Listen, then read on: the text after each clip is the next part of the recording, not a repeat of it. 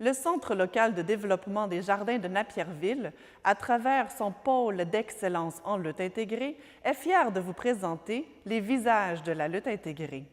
Cette capsule met en vedette une entreprise soucieuse de diminuer, voire éliminer, l'utilisation des pesticides sur la ferme.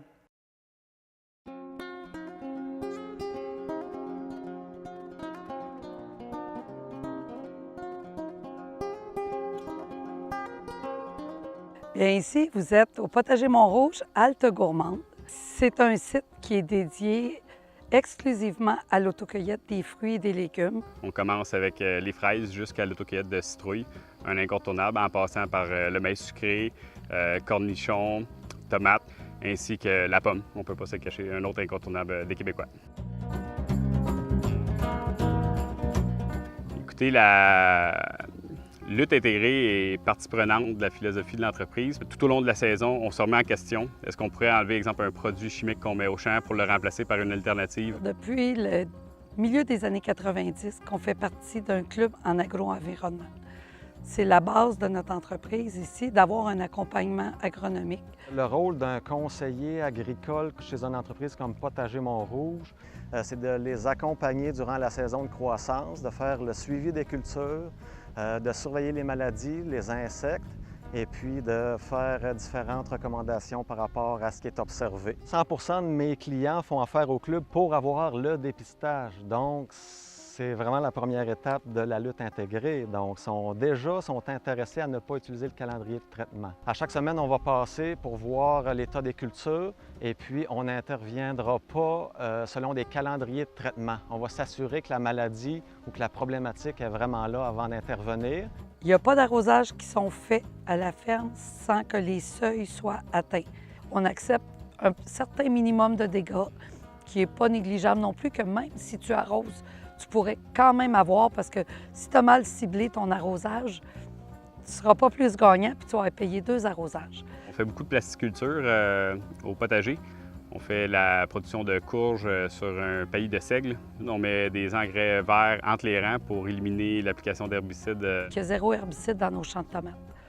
Mais au lieu de mettre de l'argent dans l'herbicide, c'est sûr qu'il faut tondre le gazon entre les rangs. Il y a une très, très bonne gestion, très stricte de ce qui est appliqué au champ. Puis il y a des applications, malheureusement, qu'on n'est pas capable d'éviter d'appliquer. Quand le consommateur va être un petit peu moins exigeant, on pourra aller plus loin là-dedans. Puis souvent, c'est parce que c'est facile de penser à pesticides tout de suite. Mais si tu t'arrêtes, puis de faire différent, des fois, ça ne t'amène pas plus de coûts. Au-delà de ça, quand on est en production, on va avoir des rendements. On veut s'assurer d'arriver avec un produit qui est commercialisable.